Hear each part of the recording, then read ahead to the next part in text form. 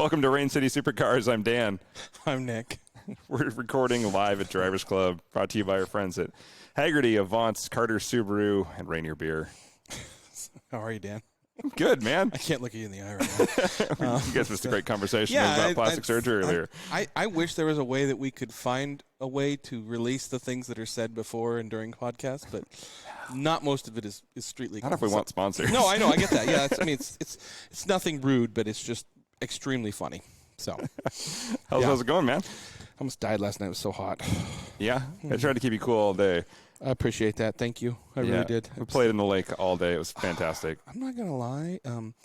I loved being at your neighbor's house on that slip mat, but there are parts of me that are sore today from, like, falling. Like, I was playing out there with our good friend Tiffany, and you'd go to stand up, and then all of a sudden you'd fall down on your face, and, like your arm would go behind you, and it's like, oh. Or if you tried to slide and you hit a dry spot and you stop right away. Yeah, that was a lot of fun, too. Ashley messaged me. I think she broke her toe. Really? Yeah. Running into the dock? Yep. That was the slowest crash I've ever seen in my life. Yep. Ashley, if you know, they worked with us, Ashley and Jared were out there, and not only was Ashley out on a paddleboard, but she was, for the first time ever, and we kind of see her go in our peripheral vision. She's heading towards the dock really slowly. Yeah. And everybody's like, hey, you can turn. You can turn. She goes, I don't know how to turn. Just bumps into the dock and falls over. Yep. So, yeah. We got it mastered. They have a new corgi puppy. It was the cutest thing ever. It also rides the paddleboard. Beast. Yeah, she did a good job. She looked totally like an animal trainer. She had, like, the little dog pouch. Is so smart. Yeah. If she could get Jared to do all those tricks, it'd be perfect. I mean, I'm telling you. That'd probably work on me if you had food on your hip, though, and just kept feeding me when I behaved correctly. Isn't that how Shauna found you? I think so. Oh, okay, good. I was just saying. So speaking of all this heat, when I initially bought my Subaru, I had the front windows tinted. Yeah. And I got the ceramic tint installed, and I didn't tint the rear of the car. I don't know why. We'll call it a lack of communication or something, but the factory tint on there on the back it doesn't do anything. Yeah. And that car just holds in heat. Yeah, it just holds in heat.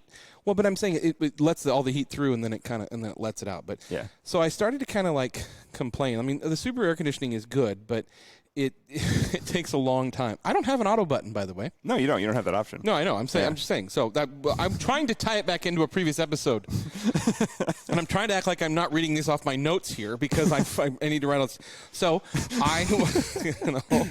it's me. Carry on. They know me. So I went over to Metropolitan, and I was talking to John, and John knows so much about everything as far as cars. It's a little confusing at times. And so, like, I told him, I was like, this is my problem and this is what's going on. He's like, okay. He's like, we have a new product, and he's talked to me about it, and it's like, I think it's called Steak Next Series. And basically it's not only like a nano ceramic film, which I didn't understand that either, but it has, and I've got to make sure I say this word, graphene in it. Okay. Yeah. I don't know what that is, but so I did a little bit of research. I did. It not only conducts unlimited amounts of thermal heat, but also dissipates it. So, like, when my car was sitting outside your house yesterday, like, when I got in there, it was a tenth of what it used to be. Like, it works so well. It's such a huge, huge thing. But I want to give a shout out to John at Metropolitan for telling me about this, and actually he went back in and retinted the car for me, which was really nice of him. And I love the product. I'm absolutely in love with it. Like I said, I didn't know we were going to be testing it so soon with the heat, but it has changed the inside of my car, and again, Metropolitan's not a sponsor of the show, but I highly recommend that if you've never heard of this product, to look it up and go talk to them, because it really helped. All right, Metropolitan Detail. So, yeah. Well, we've had John on the show before. He knows his stuff. So yeah. But like I said, I asked him, I'm like, hey, this is what's happening, and he went off, like, and he's so knowledgeable. I'm like, okay, like, dumb it down for me here a little bit. Like, this is like flashcards. And then when I'm done, I'm like, hey, I'm going to talk about this.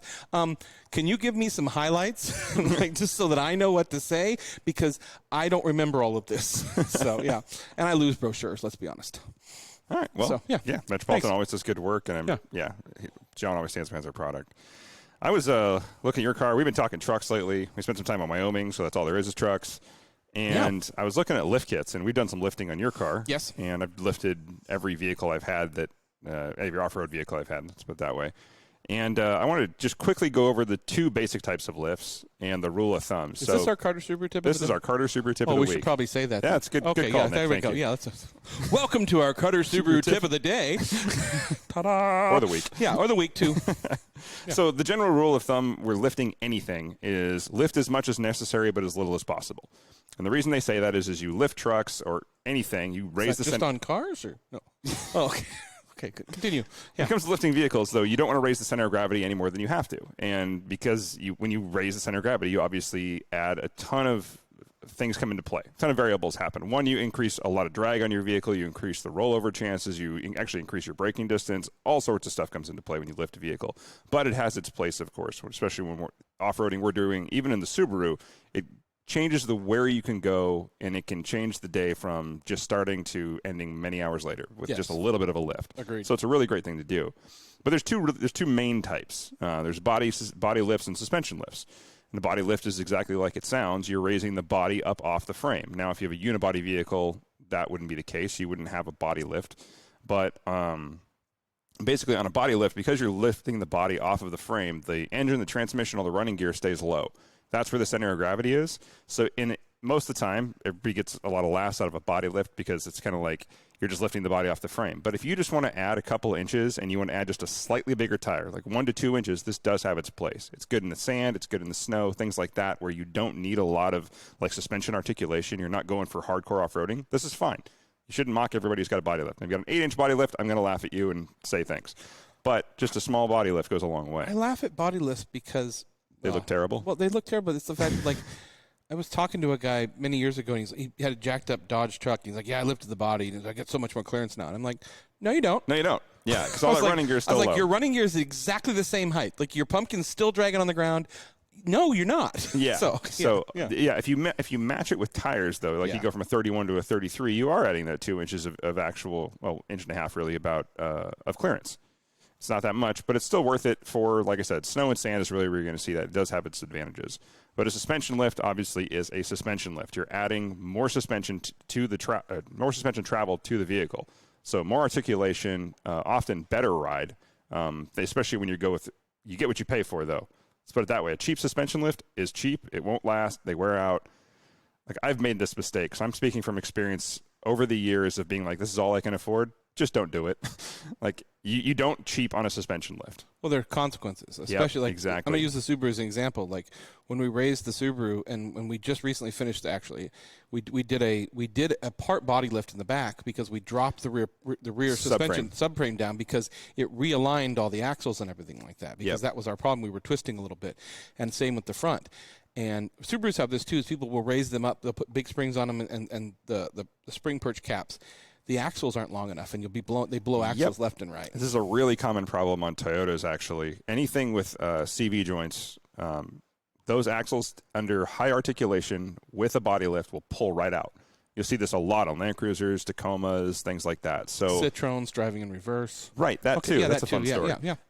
But anyway, so when in doubt, you typically want a suspension lift. Almost everybody, when they say they want to lift, you really need to be looking at suspension lifts. A small body lift is typically what you associate with a mall crawler or something like that.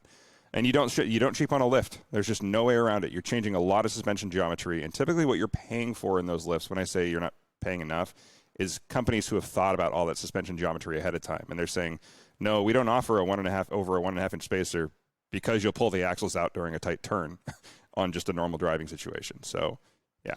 I mean, truthfully, the best thing you can do if you want to bring a vehicle up in height is get bigger tires. Yep. But make sure that you have clearance for those tires, and then that's how it starts. I always laugh because it starts the bottom. People go, "Oh, I got bigger tires," but then they rub, so I had to do a body lift, and then I did a suspension lift so that everything would work and be back into. Then my clutch started wearing prematurely. Yep. Then my bushing started wearing prematurely. Yeah. So think about that too. So anyway, that's the kind of the basic overview of lifts that I want to talk about: body lift versus suspension lift. If you need resources on that, please let us know. We know some great people for off-road suspension, so I can definitely point you in the right direction there. Not sponsors of the show, but I'm happy to point you in the right direction for whatever vehicle you drive. I guarantee you I know an expert on it. Thanks to our friends Brandon, Ben Powell, Pinscour, like the connections we've made on this show, we definitely can help out with the off-road stuff. And I've got a lot of connections in the Subaru world now. Exactly. Amazon Design and Fab down in Portland. Yeah. Yeah. So excellent. So should we introduce our guest for the day? Fine. he's so needy. So if you guys haven't noticed, we did a bit of a rebranding. We didn't just change our logo. A lot of Rain City Supercars has changed entirely.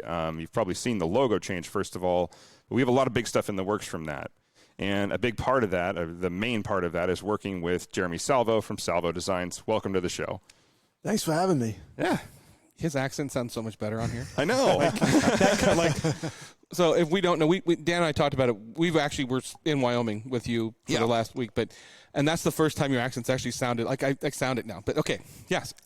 Thanks for coming in. Yeah. Thanks for having me. And again. thank you for taking time on vacation to help us, by the way. Yes. It turned into a makeshift little session. We sat down at the table and we were all joking, and all of a sudden it's like, well, we can change this now. And, did you know this was happening? And it's like, no. It was kind of funny. Yeah, we had an audience for it too because it's a good there were other people session. around. Yeah, it was good. Yeah. It was very productive though. It's amazing what you can get done in a short period of time. Yeah. And you just put your head down and we're going to settle this right now. We're going to figure this out right now. And we did. And it was great. He confuses me. We all know that. But I'm going to get into that a little bit later. But, Jay, I want to know how you kind of got to this. Like, how you became this person, where'd you come from? What do you want to be when you grow up? What are your dreams, your ambitions, things? Yeah. No. Yeah. Well, if it's not obvious by now, I'm from Long Island, New York. Yeah. Yeah. I was going to say Tennessee, but that's Scottish. That's another story. very Scottish. Yeah. So it starts back there, and I've been obsessed with logos for as long as I can remember.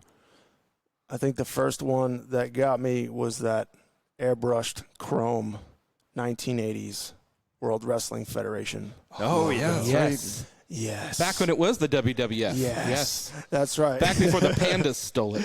Yeah. I don't know. I consider myself a child of the 80s, and so a lot of 80s design has stuck with me. And I was a little kid, and I couldn't figure out what it was about that logo. What it really was, I figured out later. It was the story that had been built around it. It was all of the things that they did that made that logo so iconic. And from there, thrash metal logos, baseball logos. My dad had a 74 Firebird for a while. And You have the bird on the hood? Didn't, unfortunately. What? They come without the bird on the hood? His had the split grill with the Firebird in the middle, and then on the back also. But my dad, whenever we went out driving and he saw the car that we were driving or a car that he liked or had been talking about before, he would always point it out without fail. And so that's a good way to learn. Yeah, it really is. And visually learning, Yeah, for sure. And so I really grew to love the Firebird mark. That's probably the first car logo that really got me. And especially when you see the giant Firebird logo on the hood, taking up the whole hood. Smokey and the Bandit, made it famous, exactly, but it was such a cool thing to see on the car. I love that when we had this conversation in Wyoming, too, I'm going to refer back to it here, so much of your world is brought to us by WWF. Because we got into a huge conversation about wrestling figures, and what were I almost said WWF. They're not dolls. They were like the Wrestling buddies. The wrestling buddies. Yeah, wrestling buddies. Oh, that was the coolest thing. Yeah. So it's good to know that your life has followed the same arc as mine. It's like, yep, Hulk Hogan made me this way I am. Yeah. So it started out with a lot of 80s pop culture, and for a long time was about figuring out what it was, chasing down what it was that drew me to logos. And there's the logo itself and everything that goes into creating it, and then the story that's created around it, which is a big aspect of branding. So I got really into branding along with visual identity and visual design in general. And then I went to college for 4 years and went to design school and did that whole thing. And yeah, really, it's been a lifelong thing for me that has been with me for as long as I can remember. So this is a question I want to ask you. Being somebody that is an artistic mind and like that, did going to design school make you a better artist, or did it help you open that kind of math pathway? No. Okay, there we go. Okay, yes. Funny story. Before gradients were really popular in logos like they are now and have been for probably the last 10 years, my design professors used to tell me, never, ever, ever put a gradient in a logo. Don't do it. It is one of the cardinal sins. Define a gradient.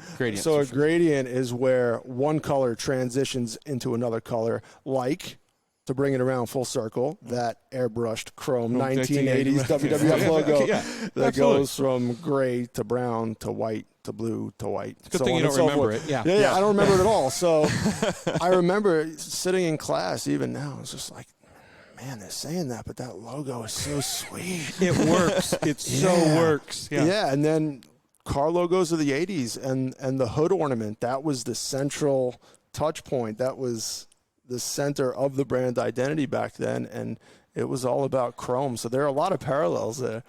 You know, you had come to Exotics, I think, was it like last year, and we were looking at some of the photos you had on vacation, and it was some things that Dan and I spent a lot of years at Exotics, but you captured something there that I never saw. You went around and took pictures of the logos, and it's things that just passed me by. Like, and you had close up, and I had never looked at the logos until you really brought them to our attention, which was kind of cool. So thank you for bringing that to me. You know, Dan always wants to teach me new things. Yeah, it is, though, 'cause I love that perspective of people. Like, one of my favorite things to ask people is what's the favorite part of their car? And I got that from Peter. We was talking about that. He was saying, what's the, that's his favorite question to ask. And I've been asking that since, because it's like I don't look at cars the same way anymore since he said that. Because I love talking to people about that. And I love talking to you about that. When you look at a logo and tell me why you like it, you give me the same kind of response. You give me that, like, I've never looked at this the way you do, and I love getting that new perspective I've never had before. So thank God for people like you. I want to take a quick break, but I want to come back, and I want to geek out a little bit more about logo design and rebranding in general, but really, like, just walking through our new design. It's just a fun topic. The more you've talked about it with other people around, the more interest I've heard in it, and it's fun. Like, the way I see our logo now, I never looked at a logo like that before. So let's talk about that more when we get back. We spend an average of 8 hours and 41 minutes a day facing screens. Laptops, smartphones, tablets, even digital refrigerators. But what are we really connected to? Isn't it time you connected to something greater? Sometimes the best way to connect is to disconnect. This moment of escape was created by Hagerty for people who love cars. And we're back. I wanted to kind of talk about Salvo at your company, because it's not just logo designs that you do. You kind of you're rebranding everything, correct? Kind of give me a little highlight of what you do. Yeah, on a high level, I work with startups, small businesses, and ventures like Rain City Supercars to sort out their visual communication. That's volunteer work. Yeah, exactly. That's the simplest way to say it is sorting out visual communication for startups. That can include a number of different things, though. It could be branding. It could be logo design. Logo design is like, we're going to talk colors, shapes, and icons and stuff like that and type. It's product design. Really? Have a product or a service. It could be digital. It could be physical. It could be packaging design. It could be a number of different things. And then naming. Another passion of mine is naming things, whether that's products, whether it's companies. And there are some similarities to logo design, and then there are some ways in which naming is completely counterintuitive and different from logo design. And then that is founded on brand principles and the strategy of branding. You have to have a game plan before you just go and design a logo or a whole identity system for basically anything that you could communicate visually, written, or verbal. You need a strategy. You need a blueprint. So that's where branding comes in, and I do a lot of branding too, and that's where it started for us. Yeah, so, and Dan, I'm going to have Dan kind of tell the story, because he kind of led the idea and the fact that if the followers of Rain City Supercars know that, one, it was an accident. Yeah. Two, when we came up with the logo, I don't even know how we went with the typical Seattle company. No. So I knew a girl named Holly. She did design for us for free. I sent out. I was like, who do I know that's a graphic designer? I had like a list of like 2 people, and I put it out there, and she said, yeah, I'll give you something real quick, just to something that suits the area and the name. And I mean, it was fine, but it was like, we didn't have a planning session. It was totally a charity thing. And so she said, here you go, this will work. And we looked it over between the two of us. She gave us a bunch of examples, and we're like, yeah, we kind of like the Seattle skyline. And we had that round logo too. Yeah, we have an old school kind of round logo that we didn't really use. And we liked it. It worked really well for us for a while. But it wasn't like, if you look at the sticker on the back of my car, or any of the stickers we put out on other people's cars, you look at it, and it even from a short distance, it's hard to distinguish it. like if you're up close, it does really represent the brand well, but it's also like it's not a statement piece. You can tell it's a quick logo.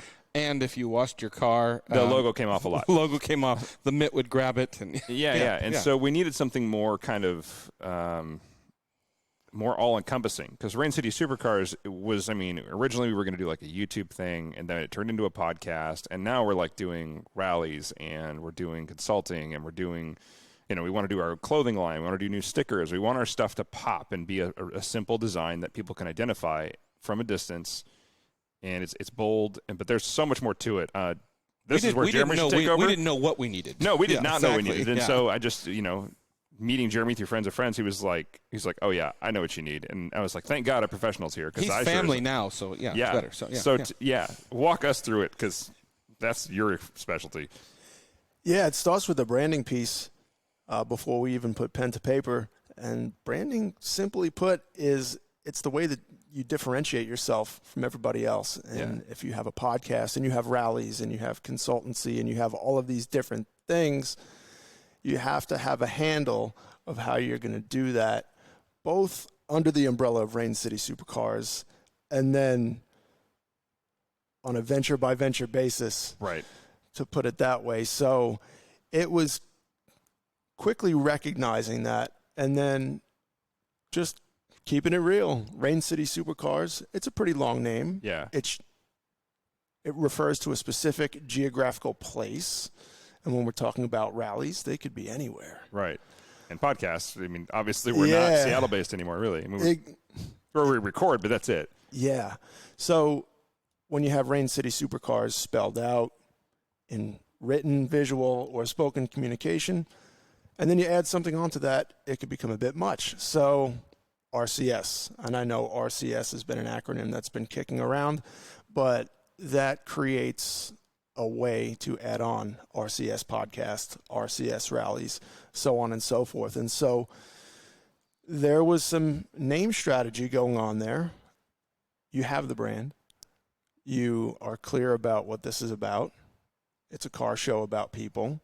That's what you have to say about yourself. And your reputation seems to be well aligned with that. And so then it was just, I see you smiling over there. Exactly. Nick is not so sure. Okay. Another conversation. Nick, sometimes Nick doesn't know where he is. But no, and I think you had touched on something there. I don't think that Dan and I knew that we needed a logo. And the first thing you taught us was, yes, you need a Principal King logo, but then you need logos and you need a representation for all the things you do, which is something I never thought of. We kind of went from a logo to a brand. Yeah, almost. Yeah. Or exactly like that. Yeah. Yeah, kind of it. Yeah. Yeah. The technical term is it's visual identity system. Okay. So there you go. So there's that.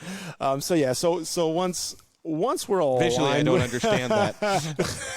Yeah. Well, no, but you know, everybody's pretty clear about what the branding was, what the message is, what you guys stand for, and so then we are now. Yeah. Man, you give me a lot of credit. Yeah. After that, we talk about naming and we say, hey, RCS, you can tack anything onto that. And then to the visual design piece of it, the actual logo design piece of it, where we go from strategy and branding to logo design. Look at the number of different ways you can represent that, right? When there's no context, you're going to want to show people Rain City Supercars. That's the full name.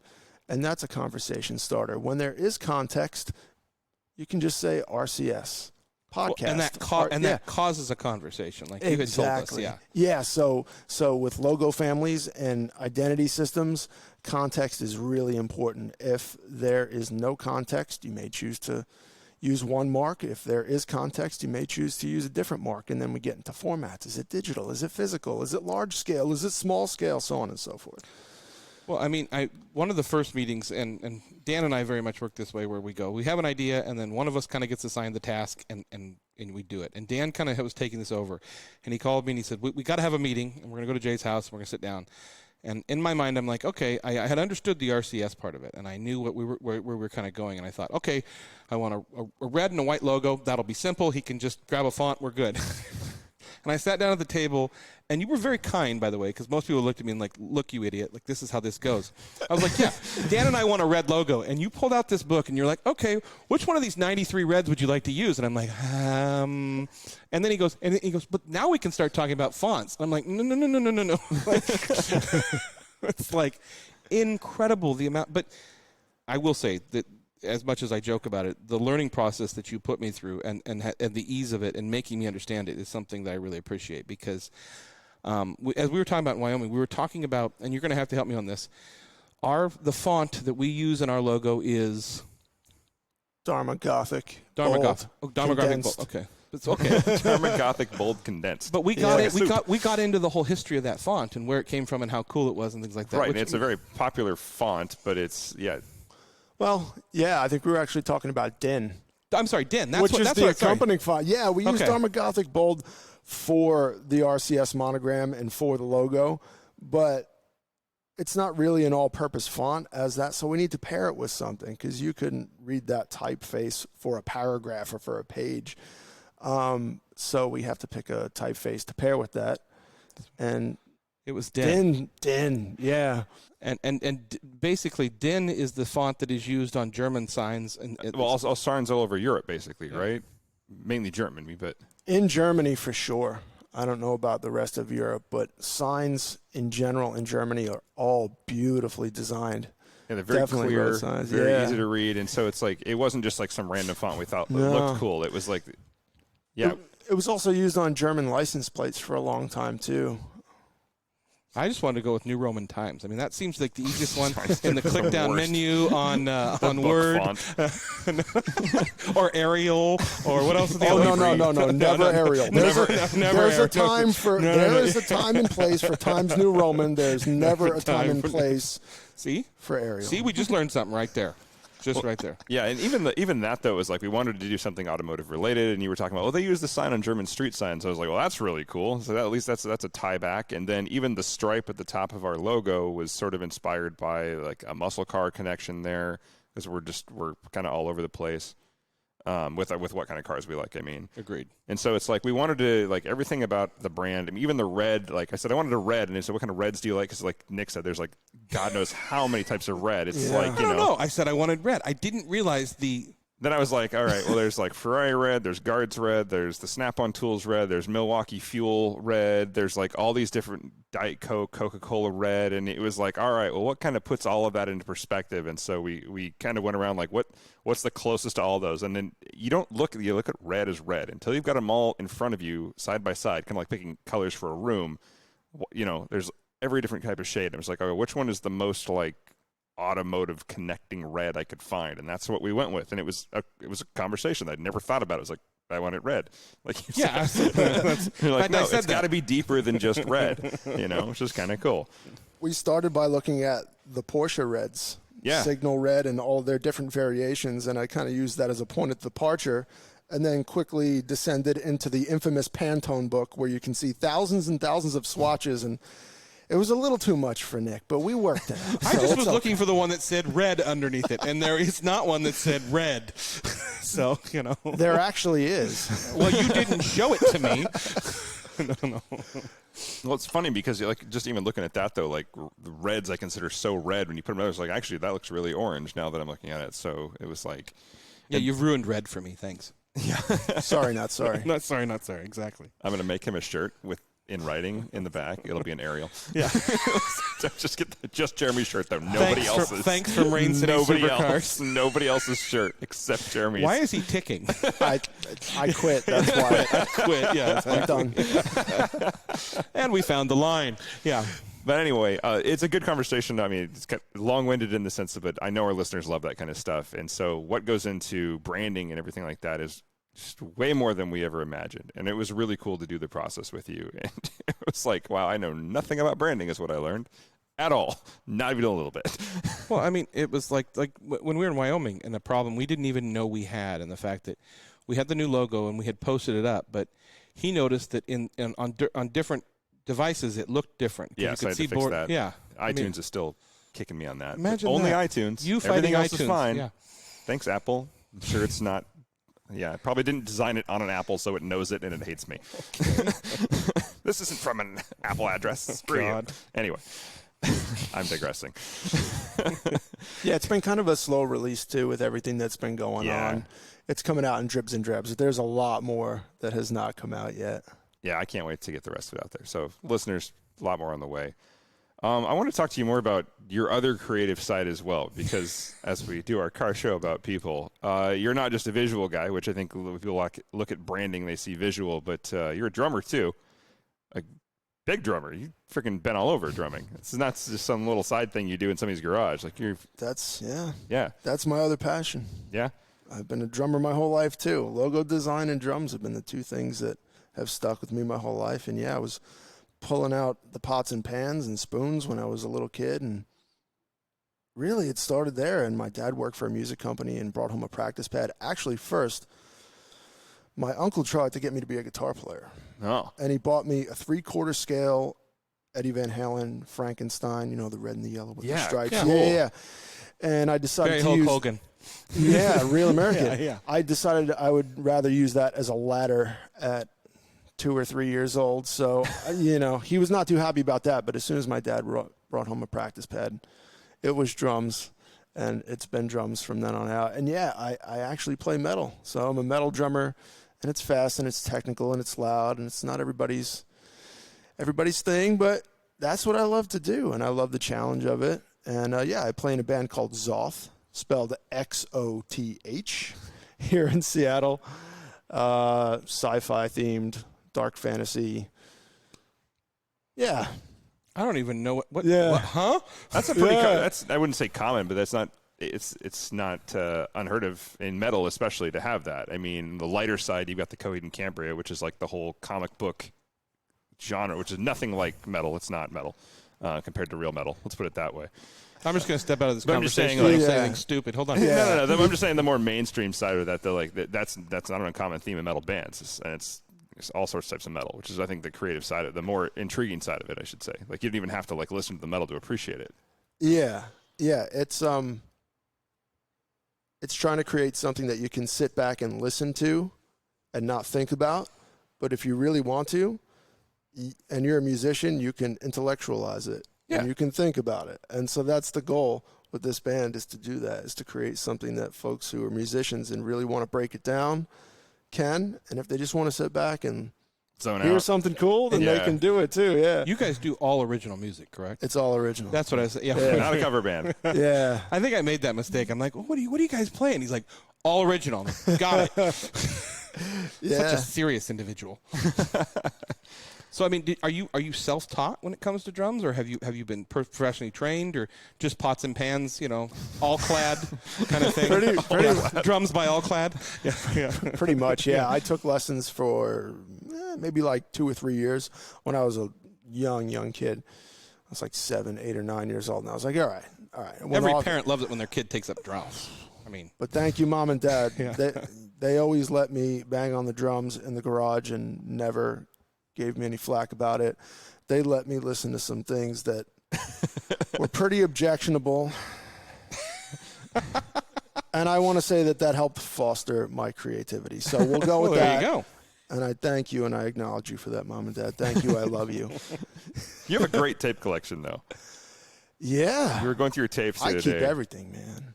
I keep everything, especially cassettes. I used to tape the radio constantly because as a kid, without any money to buy records, Yeah. you have to build your collection somehow. And so I still have like radio recordings from 20, 30 years ago. You remember when you were a kid and you would get, if you were lucky, you had a boombox that had 2 tape recorders? Yep. And you would sit by the radio and wait for him to play that song and just to hit the record button? Like, Yep. it's the only way you could get it. All the time. Yeah.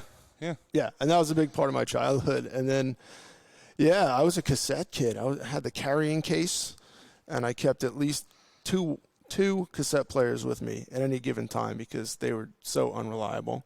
Extra batteries. Yeah, I was pretty serious about it. And I still have a decent tape collection. And I don't know that it's where it once was, but Yeah, you tend to dive in deep with anything you focus on, though.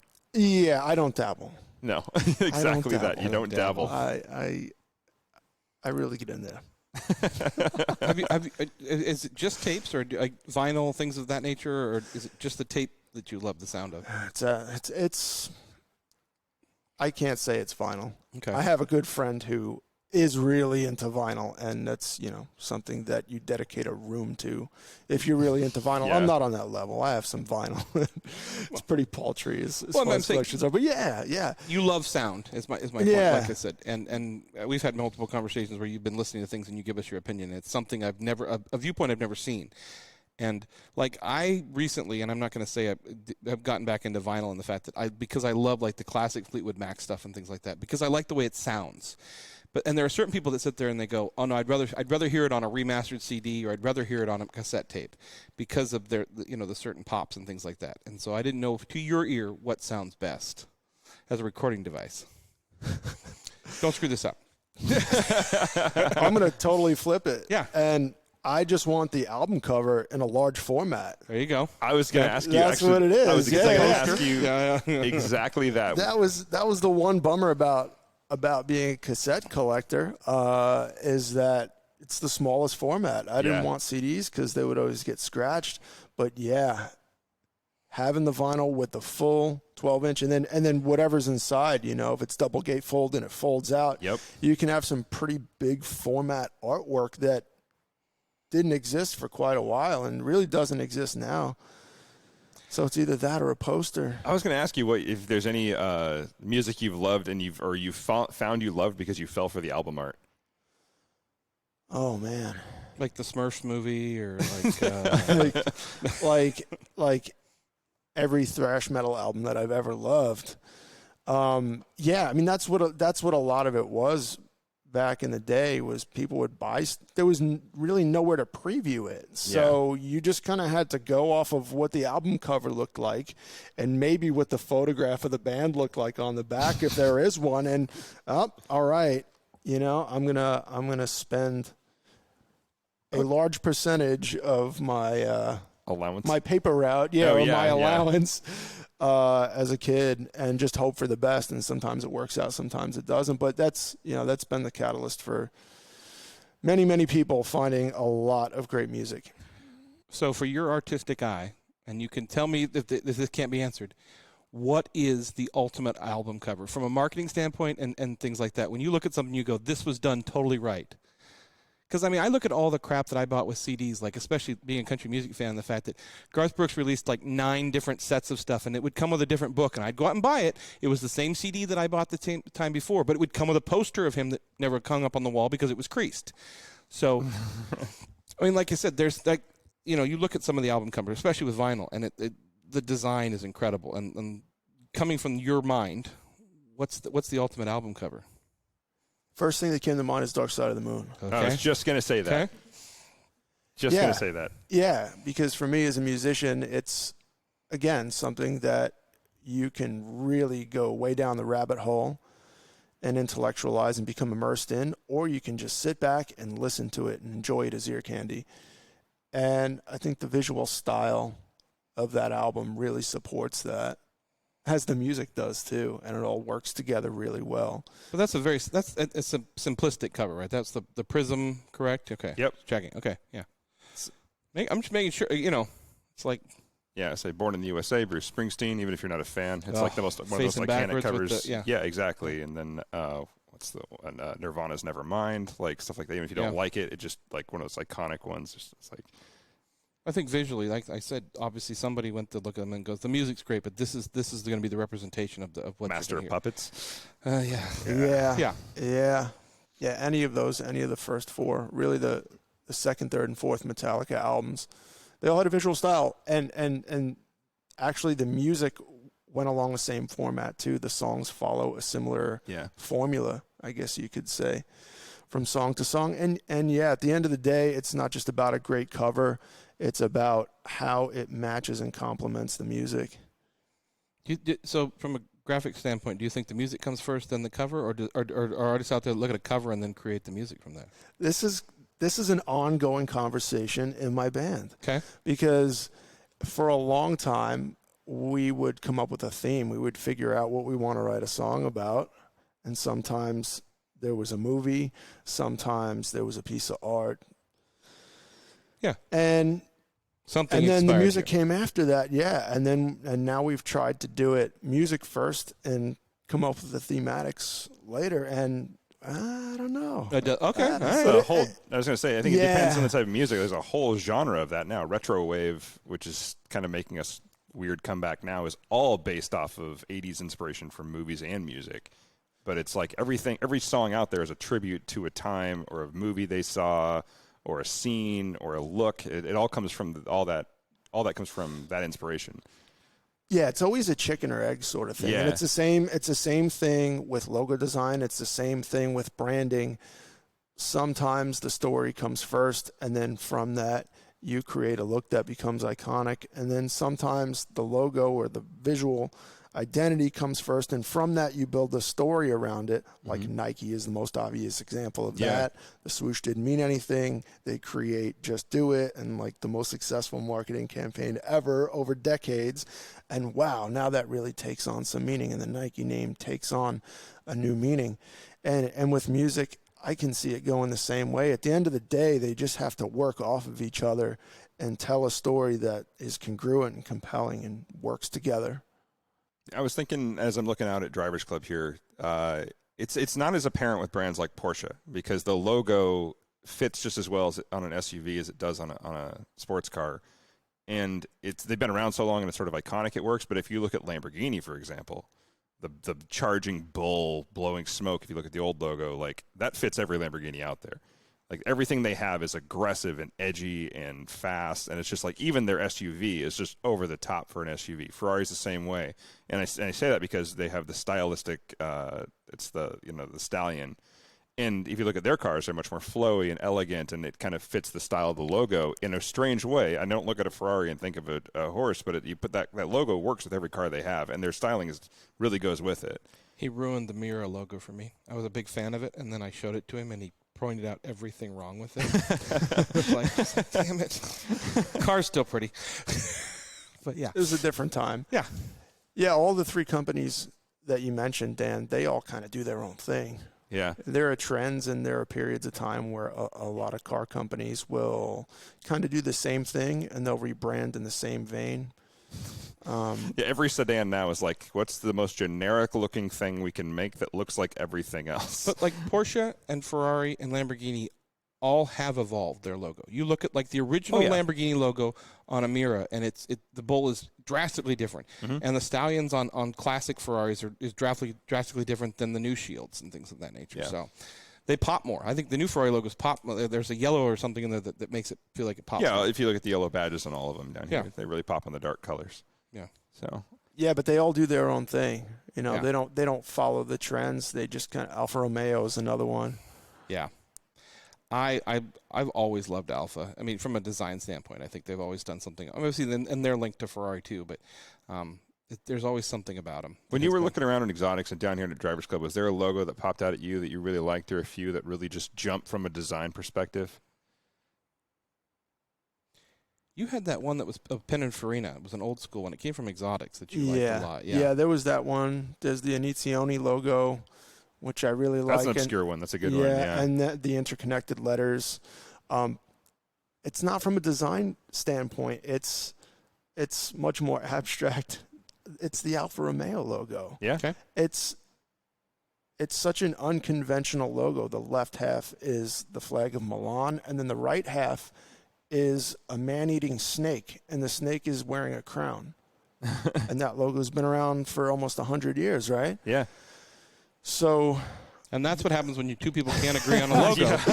I want the flag. I want a man-eating snake. Point is, I think there's something to be said for a logo that is that unconventional and has endured. Yeah. And still stands. Yeah. That is unique. That, to bring it back to branding, that is distinct. That's differentiated from anything else out there. I don't even know the story behind that logo. That's interesting. Do you? Like, I've read a few different stories about it. References to the Crusades and a few different things there. And that's the right side of the logo because, again, the left side of that logo is based on the flag of Milan, Italy. a little calmer. Yeah. a little less violent on that side of the logo. Yeah. I forget why the snake is wearing a crown. There's a reason for it. There's a reason for everything in that logo. Yeah. Well, and it's just like that secondary Alfa Romeo logo, Dan, that is the 4 clover that designates their higher performance. Oh, yeah. There's a name for that logo. I forget what it's called. The snake's called the Biscione. I can't remember. Somebody's going to tell me I'm saying that obviously wrong. Well, we've never said anything wrong on here. So yeah. But it's really interesting. The Vipera is heraldic charge showing an argent and azure serpent in the act of consuming a human, usually a child, nice, and sometimes described as a Moor or an Ottoman Turk. Historic symbol of the city of Milan. It doesn't get much more metal than that. Yeah. Here's a snake eating a child. Put it on a car. It was 1910 was when the logo was designed, though. It's the logo. I mean, it's slightly changed, but it is the basic foundation of that is from Milan and from 1910, according to that. So I had no idea. That was from Alfa Romeo. So that's snake eating children. Quadrifoglio. Thank you. Yeah, I was like, I know this, but yeah. Okay. Anyway, we could go on for that forever. It's time for our next break. We come back. I want to talk to you about one of your other passions, hobbies, obsessions is probably the better word. Does he collect Russian nesting dolls like you? He does. Oh, cool. We'll be right back to that, yeah. Grandpa, what do you call this thing again? It's a 66 Ford Bronco. I think you got ripped off. Why is that, honey? It's got no Wi-Fi, no USB port, no Bluetooth. Exactly. I guess we'll just have to talk. Sometimes the best way to connect is to disconnect. Is that the window button? It's called a window crank. Cool. The faster I move it, the faster it goes down. This moment of escape was created by Haggerty. Being old is kind of cool, Grandpa. Works for me. For people who love cars. And we're back, and we're going to go... Deep. We're going to go deep. We're going to go talk to our... into our childhood. I was trying We're not going to to say go deep that. into our childhoods. I was trying to say that because I was worried how Nick would react. Oh, God. Yeah, no, there's one of your obsessive hobbies that I actually just find interesting to listen to you talk about, I should say, and that is your baseball card collection. And not just he collects baseball cards, but the intricate knowledge of how baseball cards work, how to collect them, what makes them valuable was mind-blowing to me. And I don't collect anything, really. So That's right. That was another conversation on Wyoming. Yeah. I remember. Okay, yeah. All right. Yeah. Yeah, so how did you get into... I mean, I guess being the East Coast, that was much more of a thing over there than it is in the West Coast. Still. It still is. But it's... how did you get into that, and how did you go down the rabbit hole of knowledge that you have? It started with the 1986 Mets. There you go. I'm a Mets fan, and that's where my fandom started, and they have not won a World Series since then. So what you're saying is your collecting has caused them the World Series? Oh, man. Yeah. I wish you hadn't said that. He means that, too. That's where it started. My dad was collecting cards in 86, and 1986 Topps in particular is still my favorite baseball card design of all time. And if you were a child of the 50s or 60s, your story is that your mother threw away your baseball cards. Right. Or that you didn't take care of them. Rubber band center. Exactly, yeah. And there weren't, we call penny sleeves, the flimsy sleeves or the top loaders, the harder plastic sleeves to protect them. And so that's the story for a lot of children of the 50s and the 60s and to the 70s at some point. In the 80s and 90s, it shifted because cards became really overproduced. And so everybody was like, save your baseball cards, they'll be worth something someday. And that didn't happen because they quite literally became a dime a dozen. Anyway. Zimbabwe money. Yeah, fast forward. Hey, I've got some of that. Let's not go down that road. I'm not going down there, but I have some of that. You fast forward another 10, 15 years or so, and much like coins, comic books, and other collectibles, it becomes all about condition, and you have third-party grading companies that grade the condition of your cards, which creates a new scarcity. Mm-hmm. And so, in a nutshell, those are the three eras post-World War II of baseball cards. I remember top upper deck cards, and I strived to get the whole Oakland Athletics. I think it was in like the early 91. It was with Mark McGuire and Jose Canseco and Ricky Hendrickson? I don't know. Henderson got traded a few times. He had a few different stints. So there's Topps, which is like the granddaddy of them all. And then there's Upper Deck, which came around in 1989, which their first card ever was the Ken Griffey Jr. rookie card number 1 in the first edition. Yeah. And Yeah. I remember everybody was talking, like, they always thought that Upper Deck was, like, better. Like, it was like the Lexus of collecting cards. Like, I mean, and you're also talking to a guy who, I mean, I have every single, I don't know who made it, was Topps or whatever, but they made action cards from Desert Storm. Oh, yeah. I've got a couple of sports cops. So, and a couple of the ones where the missiles entering the building. Yeah. So, yeah, you know, those are the important ones. Yeah. Yeah, when Upper Deck came around, people had figured out that you could open up packs, wax packs of baseball cards, take out the good cards, and reseal them. And most people wouldn't know the difference. My brain There's just a lot of doesn't work that chicanery way. going on. Yeah, so when Upper Deck came around, they came out with tamper-proof packaging along with small holograms and had a really clean design aesthetic that drew people to them, whereas Topps varied wildly all over the place. Upper Deck was fairly consistent in their design that differentiated them from everybody else at the time. I thought it was the high-end bubble gum you got. That's what I collected. No, just scented gum cards. Yeah, the scented gum cards. Yeah. The Bazooka Joe kind of thing. Yeah, that's cool. Yeah, you're sort of a historian on it, which is what I enjoy about. I mean, I listen to podcasts on everything. Stuff I don't even care about, I would still listen to a podcast on it because I like knowing the history of things, and that's what I love talking to you about this stuff because it's like, yeah, this is when they made these. This is the first card. This is why these are better than these. I don't know any of that stuff, so it's fascinating to me. Yeah, I'm a hobby guy, and I don't dabble. Yeah. I can't just, like, stick my toe in the water on something. I have to do it all the way. And then you have clients like us that are just like, here's our third job, which is redesigning the website that I should have done 3 months ago. Probably Don't take 4. too much of my time because I got to get back to my Legos. Yeah. I'm like, but it's wake surfing. Yeah, exactly. That was me today. Yeah. Keep bringing that up. You're not digging yourself a hole here at all. Like, I can feel her staring through me.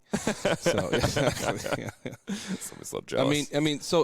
We've got drums, we got tape collecting, we got baseball cards. Anything else you dived into the deep end?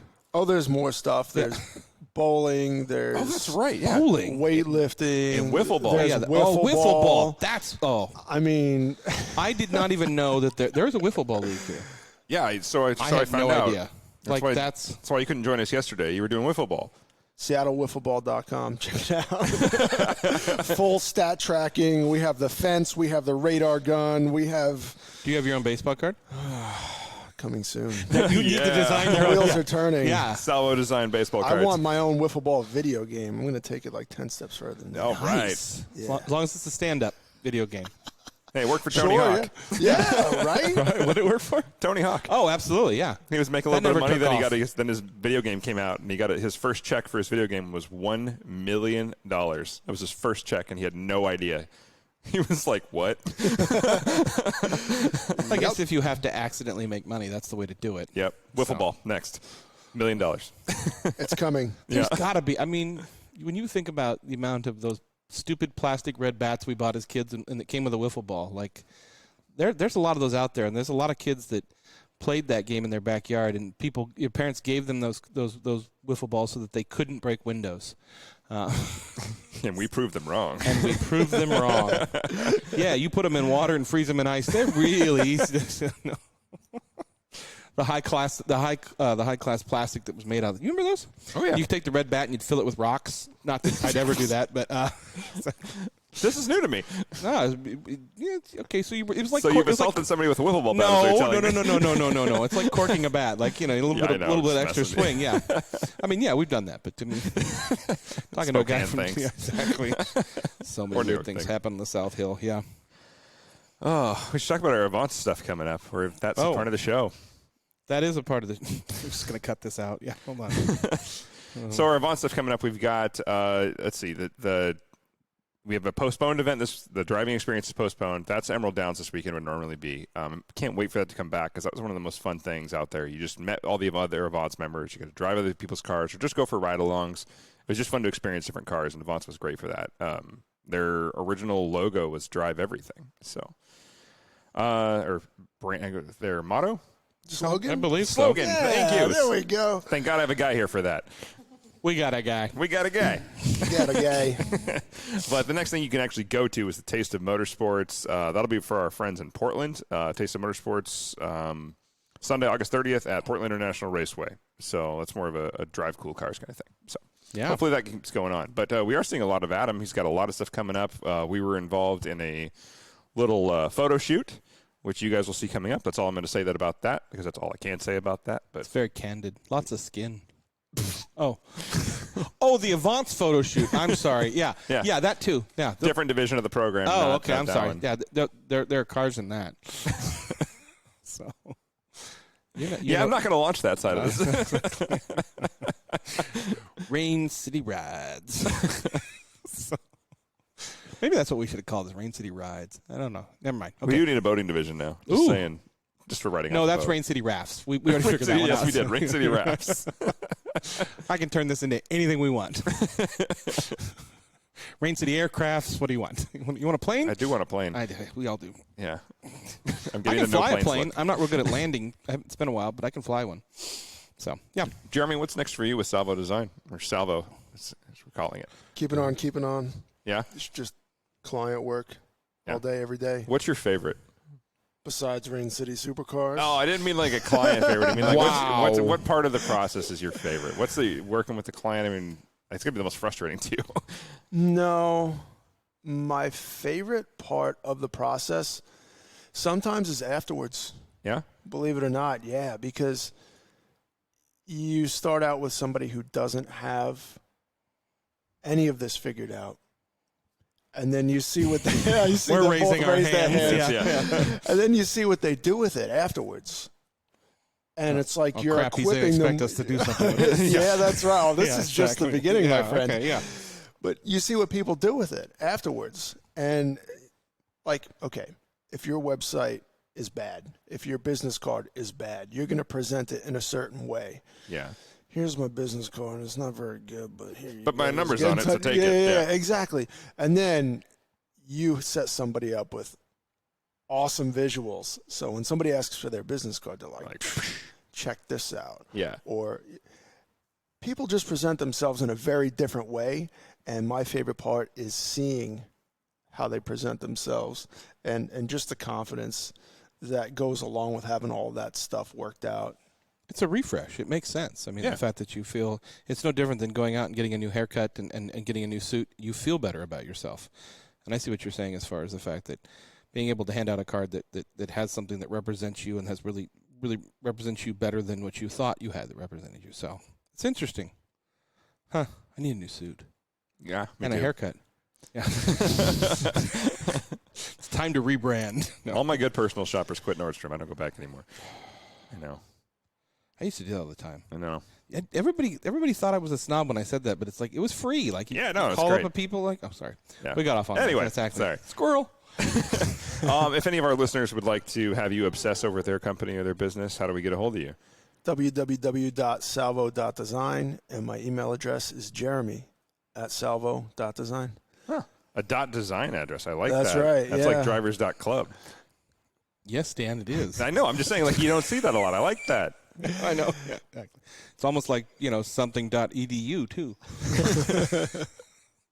No, it's not. It is. It's different than .com. Therefore, no. Well, fair enough. On our next Carter Distributor Tip of the Week, we'll talk about how web design or domain naming works. No, we won't. Because please no. we don't know anything. Yeah, I would not do that. Yeah, everything we know, we learned from him. It's true. So, Jeremy, thanks for coming to the show. That was fun to get to know you better. I hope our listeners enjoyed something different, and I know they will, because I love those real human stories. Those are the best best episodes in my opinion. and you are definitely a real human. We've checked that true. out now, so yeah. I've been vetted. You've been Yeah. vetted. Lots of cutting was involved. Thank you, guys. Thanks for having me Stun on. guns. This episode of Rain City Supercars, I'm Nick. I'm Dan, and don't just get there. Enjoy the drive.